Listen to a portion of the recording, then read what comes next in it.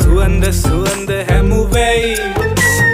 ඉඳුරු නටන කොට සොකරි අඩි තිබුණේ වඳුරේ අඳුරු තැනකයි